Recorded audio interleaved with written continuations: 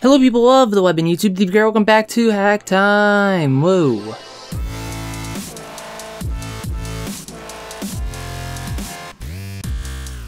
So okay guys, today's build, or hack I should say, is so simple you can get it done in literally 20 minutes and installed in your PC case in 5. Now with that said, I have to say this just as a disclaimer before starting the video off. If you have no electronics knowledge and or this video becomes too hard for you to follow at any point, I really recommend you guys not to continue on any farther then. Because if you mess up at all, there's a chance you can damage your power supply unit in your PC, and there is a chance you can also blow up your $1 dollar store LEDs, which who really gives a crap if that happens, but still it would suck to blow them out nonetheless. So if you have no knowledge of what you're doing or if this video becomes too hard, leave now. But with that said, let us just get to the build project part of this video.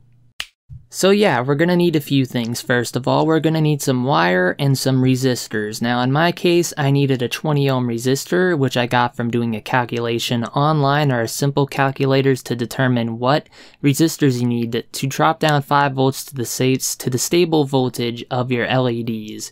In my case, it came out to a 20 ohm, but since I didn't have that, I just got two 10 ohm resistors and soldered them together to make a 20 ohm. But yeah, with that said, once you got your resistors, you just got to attach them to the battery pack in some way or another. In my way, I decided to drill a hole in the battery case itself, lead some wires out, then attach the resistors to the positive lead wire.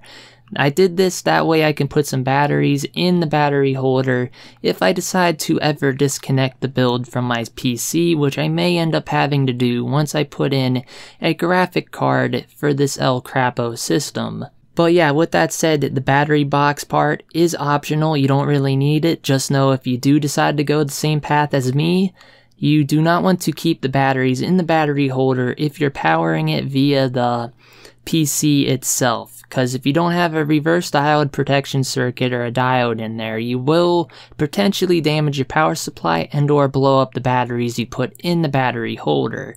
So yeah, with that said, take out the batteries if you don't have any system like that in place like I do.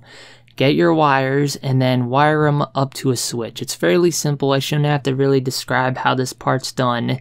All I did was hook a switch from the negative side of the wire, then hook the other negative side to the common ground of the power supply unit, which is the black wire on the PSU cables. Then from the other side with the resistors, I just straight up plugged the end of the resistor right into the connector for the power supply unit. Now, with that all said, if you got everything working, when you flip your switch, the LED light should turn on without a hitch and no problem. But on the offset chance that you did something wrong and something happens, be sure to be right next to the wall outlet so you can unplug your computer before any potentially permanent damage is done. So yeah, with that said, that's basically it for this project, and before I leave today's video off here, I do want to state my thoughts and opinions on this project.